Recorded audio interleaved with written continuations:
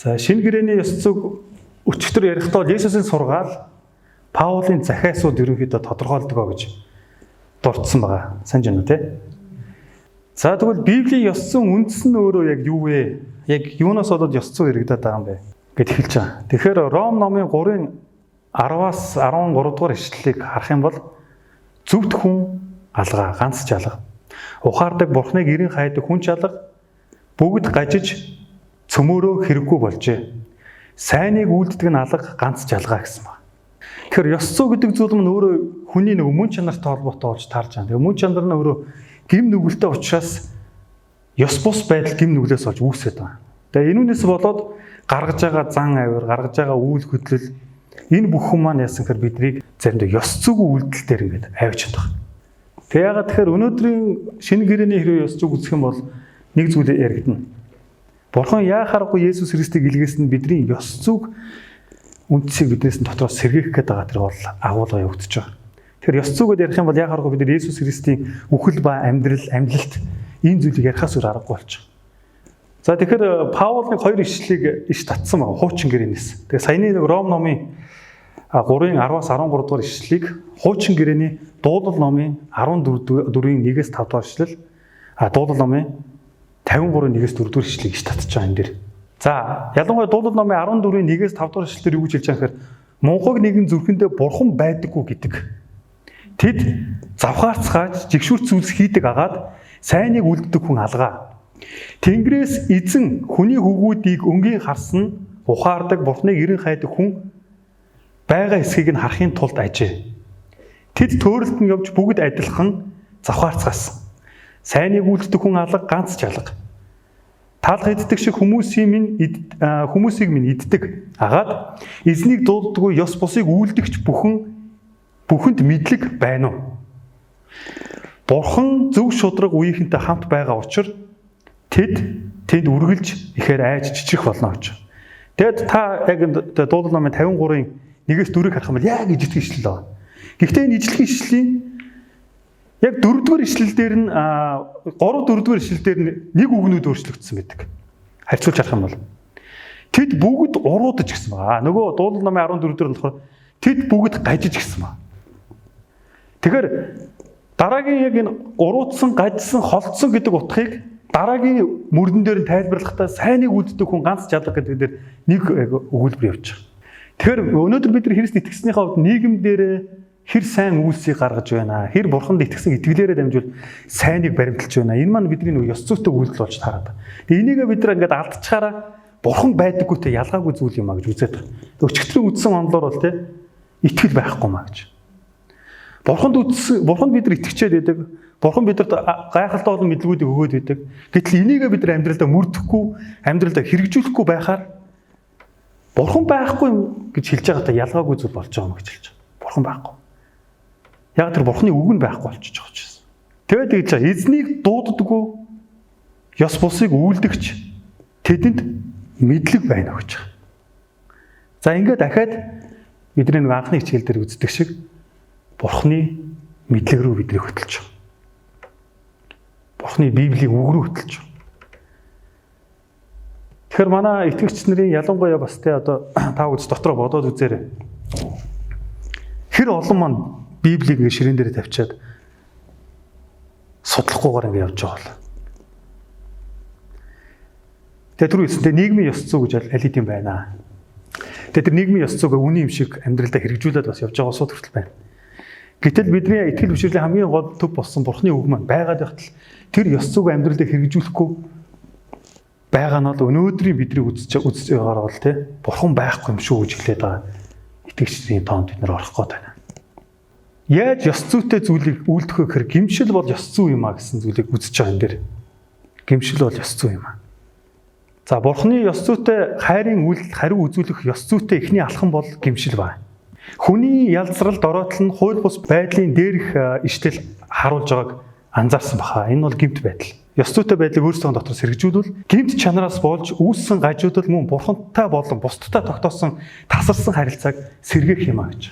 Тэгээ Есүсийг хийсэн, үйлдсэн бүхэн бурханы үгэнд дуулууртай байсныг бид нар санаж байгаа. Гим нүгэлтэй ертөнцийн тэр гим нүгэлтэй ертөнцийг гим нүгэлтэй байдал тэр хүн чанарт дотор Есүс ялж чадчихаа. Тэгэхээр Есүс Христийн үхэл ба амьлалт нь гмийн хүчийг тасдгаас илүү гүн утгыг агуулж байгаа. Биднэрт ариусах, эдгэрэх, цэвэрших, бүр тэрнээс илүү бүр ёс зүйн их ундраг болох Бурхантай холбогдох холбоосыг нээж өгч байгаа. Ингэснээр бид нар Бурхантай Есүсээр дамжуулж яасан гэхээр ёс зүйн шинжилэлт ингээд ирж байгаа байхгүй. Ёс зүйн хувьд, хүний хувьд, ёс зүйн хувьд бид нар шинжилэлтээр очиж байгаа. Есүсээр дамжуулж, Есүсийн хийсэн үхэл ба амьдлалтаа дамжуулж. За тэгээд та бас энэ өнцгөөс нэг бодоод үзээрэй. Тэгэхээр шинэ гэрээн дээр ялангуяа анхны итгэгч нар Есүсийг эзэн гэж дуудаж байгаа. Эзэн минь ээ гэл те эзэн гэж дуудаж байгаа. Яагаад эзэн гэж дуудсан юм бол? За ахуй соёлын хүрээнд аваад үзэх юм бол тухайн үеийн нийгэм нь өөрөө боолын системтэй байна. Тэгээд сайн эзэн гэсэн одоо тийм дүр бол байгаад байгаа. Сайн эзэн гэдэг. Тэгээд тухайн үеийн яг судлаадахаар бас ихэнх эзэдүүд ер нь амлалтандаа хүрдэг юм байна л да. Нэг хүмүүс нэг тудлаа амлчаал тэгэл нөгөө янз янзын ажлыг хийлгээл тэгэл ер нь тэгэл насаар нь дуусах тэгэл тийм нөхдүүд байж л те. Тэгээ сайн эзэн гэсэн юус ойлголт байдаг гэж. Тэгээ Есүсийг эзэн гэд шинэ гэрээний ялангуяа анхан үеийн итгэгч нар яагаад тэгэж дуудсан бэ шалтгаан нь болохоор тэгээд байна. Есүс үнэхээр сайн эзэн юм аа гэдэг нь Есүсийн нэгт эрх мэдлийн хүлээн зөвшөөрсөн хэрэг болж таардаг. Хоёрт нь болохоор үнэхээр Есүст итгэснээрээ би гим нүгэлтэй амьдралаас тэгээ гим нүглийн боолчлоос чөлөөлөгдөх чадах юм байна. Тийм учраас Есүс бол яхаарахгүй чөлөөлтийн эзэн юм байна гэдэг дээр ингээд санал нэгтэж байгаа. За тэгээд эренгуутаа юудэчүүдийн нэг ойлголт орж ирж байгаа. Юудэн одоо үзлийн нэг ойлголт. Тэр нь болохоор зөв замаар алхах гэсэн ойлголт. Хуучин гэрээндээ дүүрэн байна. Чи зөв замаар яваа. Бурхан дуулууртай бай. Энийг сахитай одоо энэ тушаадуудыг энэ бол зөв зав юм аа гэд. Бид нар бол тэрийг бол одоо өнгөрсөн дөр ёс зүйд үзэж байгаа шүү дээ, тийм. Тэгэхээр юудэчүүдийн тэр зөв замаар алхах гэсэн ойлголтыг шинэ гэрээний одоо итгэгчнэр тэрийг хүлээж авахдаа юу гэж хүлээж авсан гэхээр зам гэдэг утгаар хүлээж авч байгаа. Зам. Яг тэр тухайн үеийн нийгмийн тогтолцоо нь өөрөөсөө удирдагч нар дээр суурилсан. Тэгээ удирдагч нар замыг чиглүүлдэг, тий? Дагалдуулдаг гэдэг тийм ойлголтон дээр байсан учраас энэ зам гэдэг ойлголтыг шууд хүлээж авсан. Зам. Тийм учраас Есүсийн тэр заавар сургаал, Есүсийн өгжсэн тэр бүх зүйлийг эдгээр усад юу гэж ойлгож байсан гэхээр өдөр тутмын минь амьдралыг яасан. Эзэн өөрөө заан чиглүүлэгч, зааварлагч удирдагч юм а гэсэн утгаар нь ойлгох гэсэн. Энэ утгаараа эзэн гэж дуудаад Есүсийн тэр заавар сургаал бол яа харахгүй зам юм байна. Тийм учраас энэ дээр тэгээ өдөр тутмын амьдралдаа энэ Есүсийн хэлсэн заавар сургаал Есүсийн өгж байгаа те бидэрт өгж байгаа тэр итгэл бишрэл энэ яг харахгүй бидний өдөр тутмын амьдралыг заан чиглүүлж ёс зүйтэй амьдрахад минь туслах юм байна гэдэгт бид нар бол итгэлээ бүрэн өгч байгаа. За тэгэхээр анхны итгэгчдээ хамгийн гол үүрэг гүйцэтгэсэн хүн бол мэдээж Паул байгаа. Тэгэхээр Паул маань өөрөө 1-р Тесалоник номын 2-ын 10-13 дээр нэг юм зүйлийг хэлсэн ба. Итгэгч та нар бид хэрхэн ариун, зөв, гим зэмгүй, ханцны гэрчин та нар ба бурхан билээ. Та нар мэдэж байгаачлан эцэг нь хүүхдүүдтэй ямар байдаг шиг бид та нарын хүн нэг бүрийн өөрийн хаанчлалд болон алдах дууддаг бурханд зохистойгоор явахыг ятхан урамшуулж гуйж байна. Та нар биднээс бурханы үгийг хүлээн авахдаа үүнийг хүний үг бус харин итгэдэг та нарын дотор ажилдаг бурханы үнэн гэж байгаагаар нь хүлээн авсан. Үүнд бид бас бурханд үргэлж талархдаг юм а гэж хэлж байгаа. Тесалоникчууд танд хэлж байгаа үг нь. Тэгээ энэ дэр Паулын яг одоо өөрийнх нь хандлаганд орчиж байгаа. Бид те одоо нэг очиж үйлчлсэн усуд хэлж бид ариун, зөв, гим зэмгүй ёс зүйтэй байсан та нарын өмнө тийм үү? Ёс зүйтэй байсан гэж. Ёс зүйтэй байсан. Тэгээ та нар ч энийг гэрчлэнэ гэж хэлсэн. Тэгээ дараагийн зүйл дээр дахиад энэ дэр нэг онцлсон зүйл нь бурханд зохистойгоор явахыг яасан гэж ятхан урамшуулсан. Тэгээ бүр та нараас гуйсан. Тэгээ бурхан та нар зохистойгоор яваач. Эхлээд тэрийг заасан байна. Тэгээ тэрийг яасан. Ятгаж урамшуулсан байна. Энэ Паулийн энэ зүйл нь бидэнд юу хэлээд байгаа юм гэхээр энэ ялангуяа сүмд дуудагдсан бидний хувьд өнөөдөр бидний амьдарж байгаа амьдрал дээрээ бид нар энэ ёс зүйтэй, зөв, итгэл бишрэлтэй дуудлагатай амьдрах нь өөрөө одоо энэ Паулийн хийж байгаа үйлдэл ялгаагүй зүйл болж таарат байгаа. Хэрвээ бид нар үнэхээр итгэл бишрэл дээрээ те одоо бурхад эцэг итгэлээрээ үнэхээр ингээд амьдрал нь итгэсэн итгэл маань амьдрал дээр хэрэгжээд ингээд гардаг те тийм хүн байх юм бол бусдыг очиод ятгахад ядаж урамшуулахад хүлээж авах гэж байгаа юм. Тэгээ нэг итгэл нэг амьдрал дээр нэг хэрэгжихгүй болохоор л хүн хэлээд байгаа шүү дээ. Чи ерөөсөө ёс зүггүй биш шүү дээ. Ярьсан зүйлээ даахгүй шүү дээ. Тэгээ энэ дээр Паул бас нэг онцлог итгэдэг та нарын дотор ажилдаг Бурхны үг үнэн байгаагаар нь хүлээж авсан. Азар бол энэ усууд хүлээгээд авсан. Ягаад тэгэхээр Паулын хийсэн үйлдэл нь ариун, зөв, гим зэмгүй, хандсан гэж хандлага. Тэгэхээр энэ итгэл нь үнэхээр амьдрал дээр хэрэгждэг хүн байж Паулын хувьд болохоор ёс зүйтэй хандсан хандлага энэ дэр ингэж илэрхийлсэн байна. Ятхан урамшуулж одоо те хүмүүст хэлэхдээ юу гэж хэлсэнгээр Филиппо номын 1:27 дээр Христийн сайн мэдээнд зохистой амьдр гэж хэлж байгаа. Нэгсэндээ та нар Христийн сайн мэдээнд итгэсэн бол яг тэр итгэсэн итгэлийнхаа дагуу ёс зүйтэй амьдр хичээл гэж байгаа юм. За өчигдөр хичээл дээр та нар харж Бурхны үг бол ёс зүй гэж хэлсэн байдаг. Бид нар Бурхны үгэн дээр ингээд тийм үнэхээр гоё юм байна гэж амьдралдаа хэрэгжүүлэхгүй бол энэ яасан. Ёс зүйгүй үйлдэл юм байна гэж үзсэн шүү дээ. Тэгвэл энэ Паул яг энүүтэй утга нэг ишлэлийг хэлсэн. Христийн сайн мэдээнд л зохистой амьдр. Эфес номын 4:1 дээр иймд та нар дуудагдсан тэрхүү дуудлагадаа зүй зохистой явахыг эзний хоригдол би хичээнгүй болон ятах юм. За энэ дээр бүр тодорхой оруулж ирж байгаа. Бид нар Бурхан дуудагдсан. Энэ дээр сүмийн пастор, ахлагч гişүүдэхгүйгээр те бүгд дуудагдсан Бурханд. Юунд дуудагдсан? Бурханы үгэнд дуулууртай байхаар дуудагдсан. Бурханы хүсэлд дуулууртай байхаар дуудагдсан. Итгэл бишрэлдээ зүй зохистой амьдрахаар дуудагдсан. Тэгээ энэ дэлхийн ертөнцийн ёс зүйтэй амьдрахаар дуудагдсан. Тэгсэн чинь харамсалтай нь энэ дээр хин бүр Эфесийн бүр гуугаад байгаа хөх те. Та нар тэр дуудлагатай зохистой явахыг би танаас гуйж штэ. Наад яриад байгаа, итгээд байгаа, те судлаад байгаа үгэндээ та нар те дуудлагатай зохистой яваач. Ингээд Колосын номын 1:10 дээр те та нар эзэнт зохистой явж бүх талаараа түн таалагдасаа. Аливаа сайн үст үр жимс гарган Бурхны мэдлэгээр өс. Тэгэхээр та дээрх нэг одоо саяны уншсан ишлүүдийг нэг бодоод үзээрэй. Би одоо хүүхдээ хөргөж өгөх гээд ингээд машиндаа суугаад явдаг. Ингээд замтаа штэ.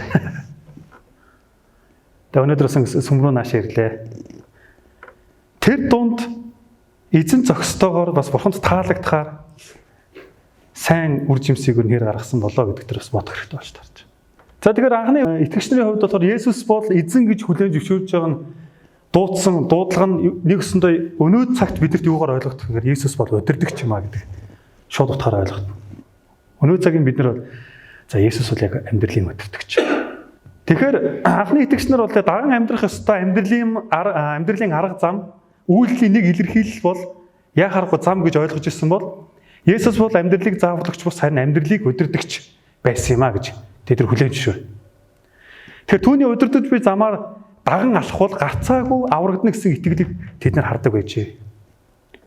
Тийм ч учраас Есүс Марк номын 1:17 дээр намайг даах гэж хэлж байгаа.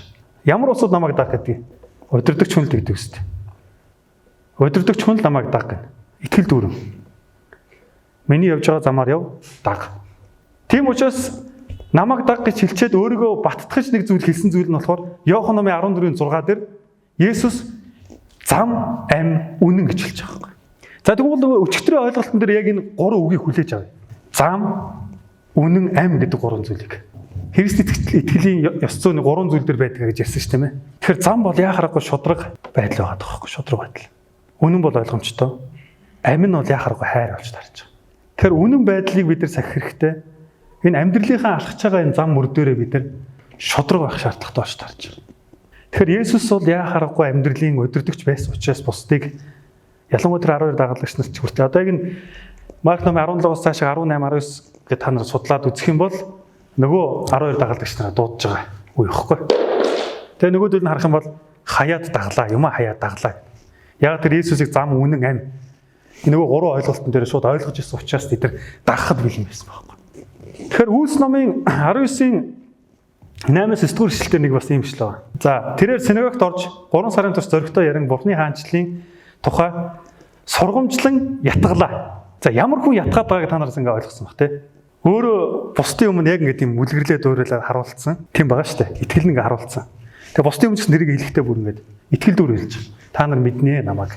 Тэр хүн хэлж байгаа. Ятгах гэж байгаа. Тэр ятгаад харин зарим нь зөрүүдлэн эсэргүүцэж цугласан олны өмнө энэхүү замыг муучилж байваа. Тэр тэднийг орхин дагалчдыг тусгаарлаад турааны сургууль дээр өдөр бүр сургамжлах болжээ гэж.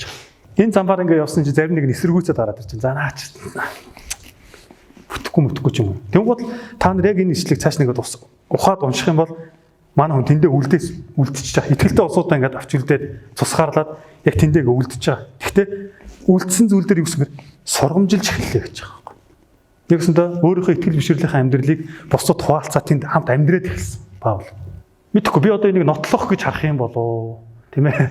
Нэг бол одоо үнэхээр миний итгээд байгаа бурхан итгэлийн амьдрал маань бас зөв юм шүү гэдгийг харуулахыг хичээсэн юм болоо гэж бодоод байгаа. Тийм учраас тэнд ингээд манай хүн үлджээ.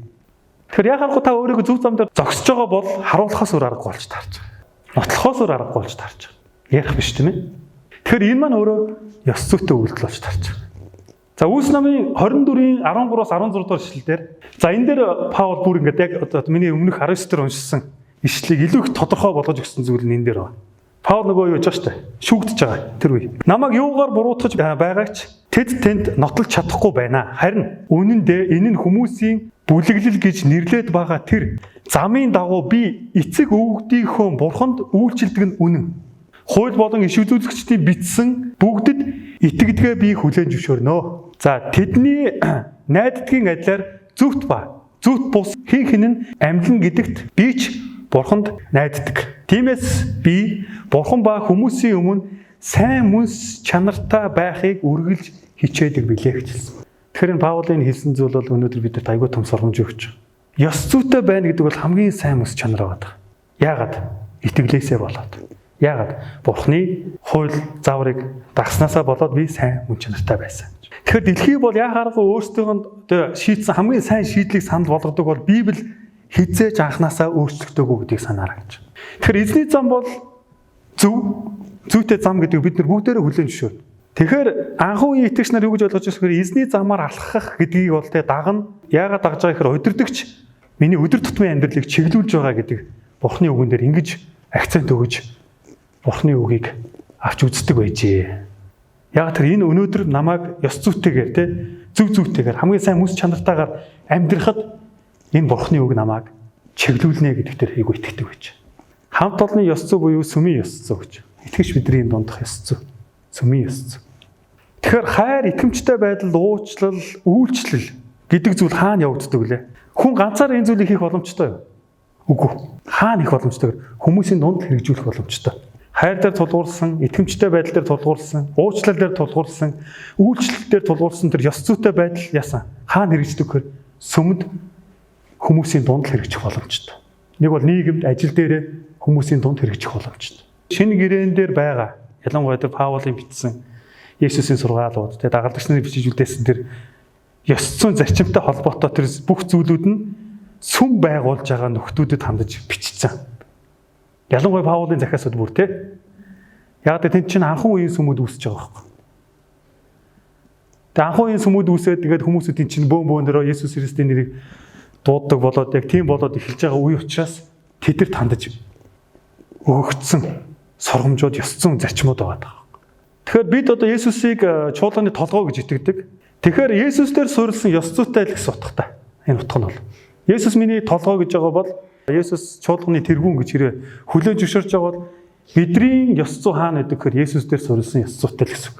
Тэгвэл Есүсийн ёс зүй гэдэг нь юу юм гэхээр дагалдагч нар дээр суурилсан байна. Дагалдагч нар дээр Есүс юу заасан гэдэг чинь хамгийн чухал байна. Юу хүнсэн болгож үлдээсэн гэдэг нь аягүй чухал болж таарч. Түүний сургаал нь дагалдагч нарынх нь энэ дэлхий дээр хийх ёстой үүрэг байсан. Энэ ч гэсэн бидний үүрэг. Нийгэмдээ сайн мэдээг хэрэгжүүлж амьдрж түгээх нь тэдний гол үүрэг байжээ гэж хэлж байгаа. Тэгэхээр өнөөдрийн манай сүм цуглаанууд хувь итгэгч нар орон гэр болоод ажил дээрээ Есүсийн сургаалыг өвлөн авсан бол хэрэгжүүлж явж байгаа бол энэ сайн мэдээг амьдралдаа хэрэгжүүлээд хэрхэн түгээж байгаа бол гэдэг дээр нэг асуугаад бодож явах хэрэгтэй бас таарч байгаа. Энэ үүрэг дээр би яг энэ үүн дээр би яг ёс зүйтэй хандж байна. Сайн мэдээн дээр би ёс зүйтэй хандж байна гэдэг дээр бодох хэрэгтэй болж байна. Тэгээ Есүс намайг даг гэж хэлсэн энэ уриалганд заа гэж хэлсэн хүн байгаад бол уучлаарай бид нар итгэлийн хувьд нийгэмдээ ч гэсэн ялгаагүй амьдралын хувьд ёс зүйтэй амьдралаар амьдрахаар заа гэж хэлсэнтэй ялгаагүй болж тарж. За тийм ээ. Би ёс зүйтэй амьдрья гэж. За хэн ч эсэргүүцэж чадахгүй ёс зүй гэж байгаа даа Библиэлд. За энийг бол бид нар бүгдээрээ сайн мэднэ. За эренгээр бүрс амар том диссертац ч юм уу бичигдээд ингээд тавигдсан байт юм. Бүр зарц удирдагчийн талаар мөн ч юм үйлчлэгч удирдагчийн талаар ч юм уу мундаг зүйл бичигдсэн байт юм лээ. Тэгэхээр энэ дэр нэг Христ итгэлийн нэг хамгийн том ёс зүйг ярьж байгаа. Яг хөндөж байгаа нэг яг ёс зүйн хүрээнд ингээд хөндөж үзэх юм бол бид нар хүмүүсийг удирдахчлаагаа бол бид нар хүмүүсийг дагалдуулж байгаа бол зарц мэт удирдагч байх талаар хэлж байгаа. Хүмүүс бидэрт ирэх мэдл байгаа бол тий үйлчлэгч мэт хандахыг энэ дэр бас хэлж байгаа. За тэгвэл хүмүүст хамгийн сайн одоо удирдагч гэж яг юу юм бэ? Тэгэхээр удирдагч гэдэг бол замыг чиглүүлдэг гэдэг нь сайн мэднэ. Замыг чиглүүлдэг, төлөвлөгөө гаргадаг, бүх зүйлийг тэ зохицуулдаг ч юм уу. За ингээд ерөнхий план дүр зургийг гаргаад хүмүүстэй байх ёстой орон зайг нь тавьдаг гэдэгтэр мэднэ.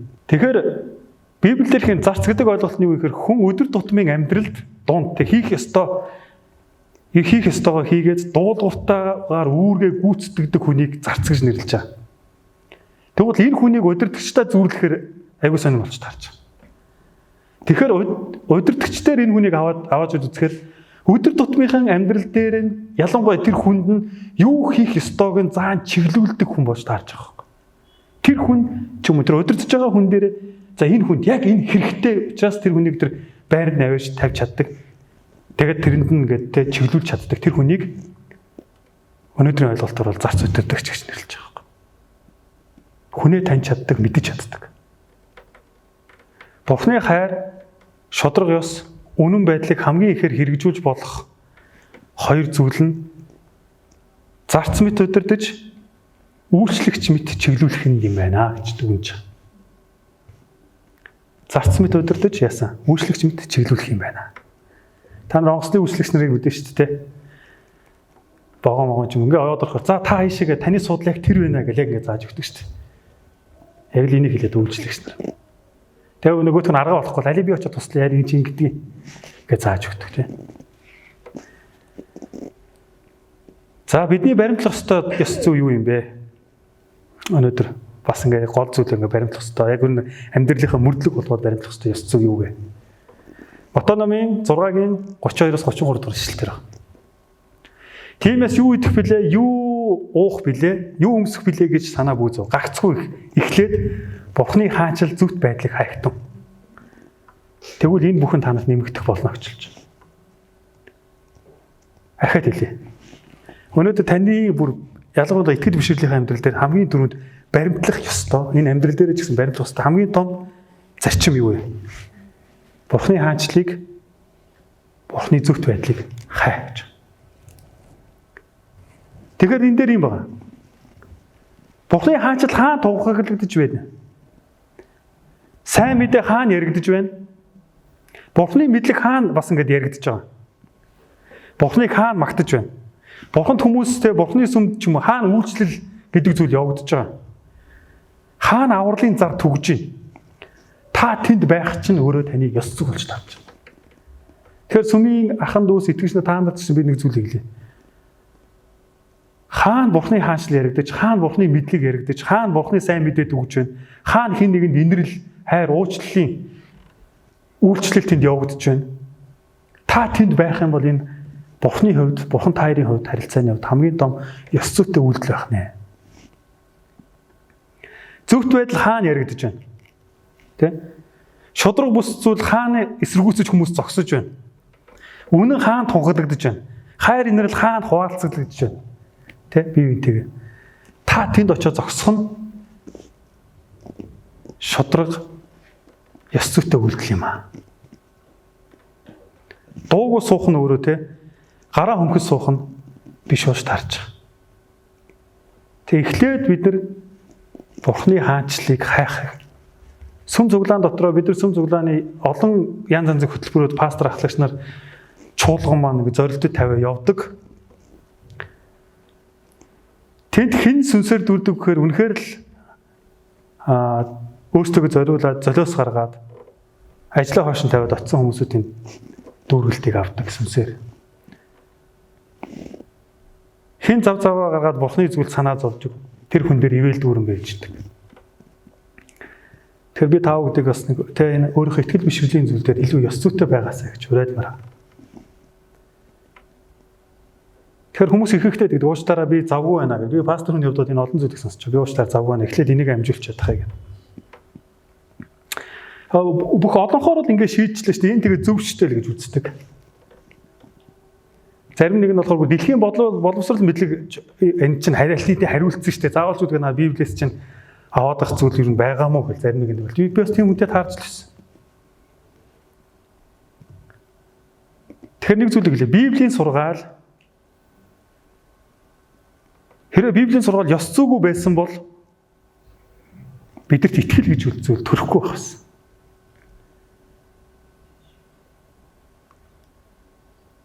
Тэгэхээр хэрэг тэр ерөөс ингэж ярьж байгаа хүн бол хэрэг итгэгч гэж нэрлэж байгаа тийм хүн бол саяны үзэл ёсоор онол ёсоор бол Есүс ерөөсөө итгээгүй улсуудын тоонд орчиж байгаа. Тэгэхээр Есүст итгэсэн итгэлээр амьдрэх хүмүүс бол Есүст итгэсэн итгэлээ ёс журамтаагаар сахиж хэрэгжүүлдэг хүмүүсийг л хэлж байгаа. Тэгэхээр энэ улсуудыг Библиэлд Христийн дотор байна, миний дотор байна гэж хэлээд байгаа юм. Тэгэхээр би та бүхэнд нэг энэ асуултуудыг өөрөөс асуухсаа гэж хүсэж байна. Та Есүст итгэж байна уу? Есүсийн сургаал миний амьдралыг өөрчилнө гэдэгт та итгэж байна уу? Есүсийн Библийн өгсөн ёс зүйтэй зарчмууд өнөөдөр миний амьдралд шинжлэлтийг авчрна гэдэгт та итгэж байгаа юу? Хэрвээ амен гэж та хэрвээ тийм ээ гэж бодож байгаа бол Есүсийн хүчээр ёс зүйтэй ялах болно гэж би ятгаж хэлмээр байна. Хэрвээ та бас энийг хүлээн зөвшөөрж байгаа бол Есүсийн хайраар ёс зүйтэй би үйлчлэх болно гэдэгт нь би бас итгэж байгаа нэг. Үнэхээр Есүсийн сургаалыг тэ ёс зүйтэй гэж та үзэж байгаа бол та амьдралдаа үйлдээрэй гэж.